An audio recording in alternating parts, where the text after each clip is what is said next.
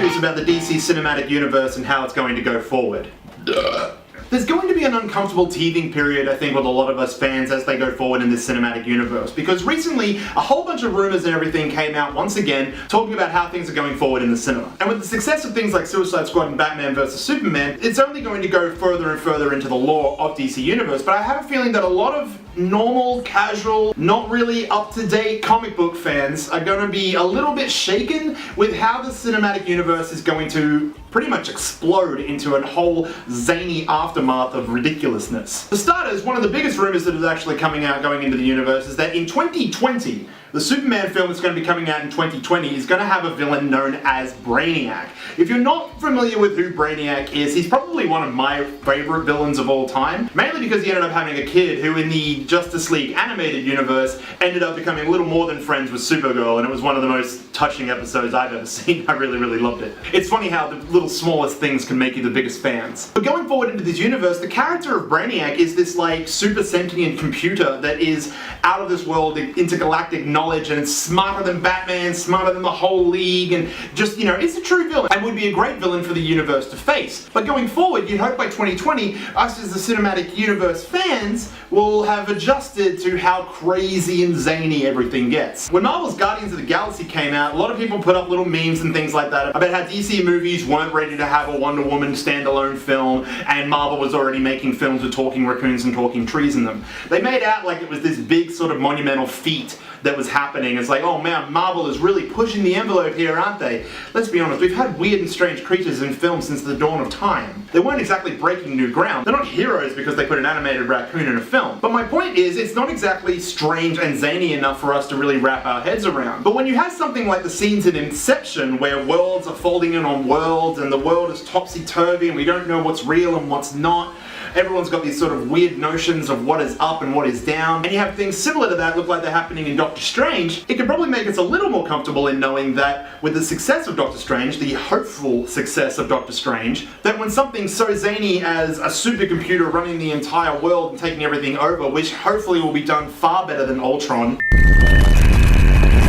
that it'll hopefully sit right with us more as fans. It's going to be interesting going forth through these whole series of films up until 2020 when we actually might hopefully see Brainiac, because more and more weird things are going to be getting introduced into the DC universe. I think it's interesting, since the dawn of comic book movies all the way back to Michael Keaton Batman, we've been largely grounded and only gotten more wacky as things go on. A lot of directors and writers and producers and studios have only ever really wanted to make superhero movies that had sort of a grounded, relatable element to them, and that makes total sense. So you want to make sure that there's mass appeal for the audience and it's not too crazy and it's not too niche. But with the further and further you go into comic book lore, the more weirder and twisted it gets. It's a giant maze of weird laws and fantasies and realities, and there's so many multiple universes, multiverses if you will, and DC is one of the biggest culprits for it. Just recently in their comic book line they did the Rebirth series where they've rebooted everything again. But if you're a comic book fan who's been around since the dawn of time, you're going to be okay and comfortable with that. Where it starts getting weird is in the cinematic universes. The guys behind the DC movies seem to have realized that everyone is well aware of the Batman story from this point.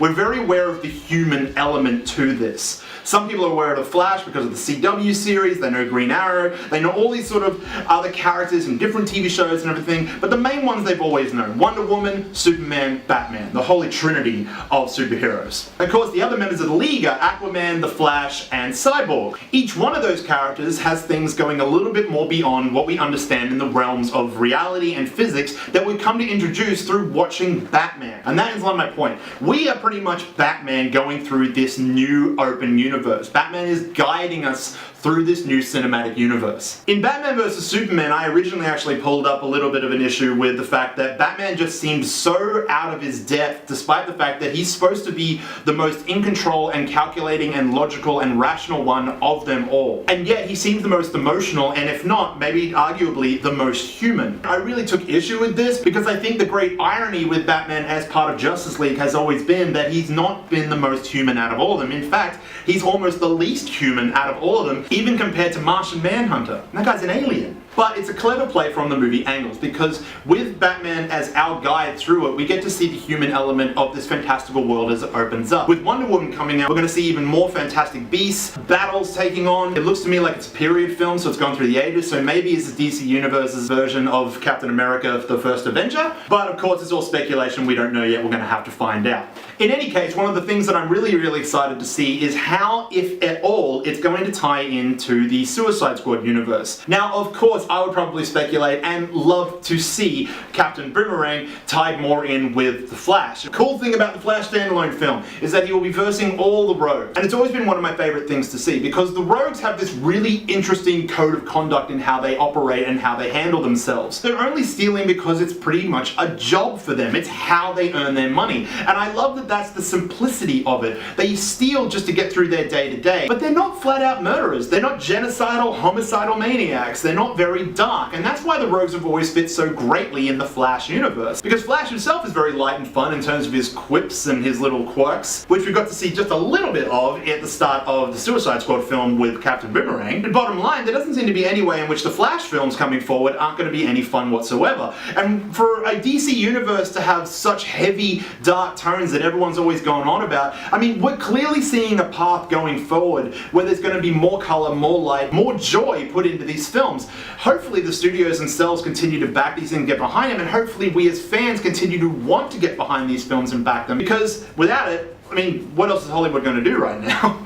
So with all the colour and excitement of the films actually going forward, married with all the fears and trepidations on how they're actually going to make the wackiness take place, I'm actually really not that worried, and I don't think anyone else should be either, because the natural path in which we're actually getting these films delivered to us seems to have laid out a fantastic little breadcrumb trail into all the wackiness and zaniness that's going to take place. And here's a little spoiler for those that aren't really aware of the rumour mill currently taking place, but when the Justice League eventually has to take on Steppenwolf, it's going to be great that we're actually prepared to handle that, because Steppenwolf is weird as fuck. He's like a general leading an army of parademons, which are like these crazy fucking demon things, of course.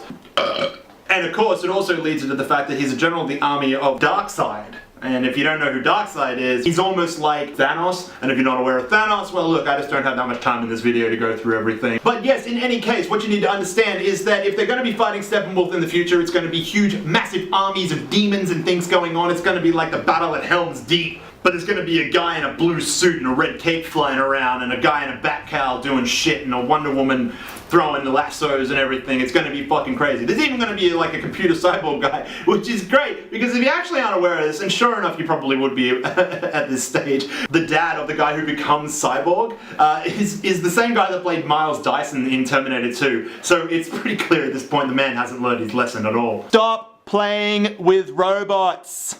But hey, shit, all in all I actually really care about is whether or not the films are going to be any good, and I'm sure all of you actually would agree as well. Oh, and of course, obviously, we need more Captain Boomerang, okay? There has to be more. More Captain Boomerang, forever and always. I want him to have a standalone...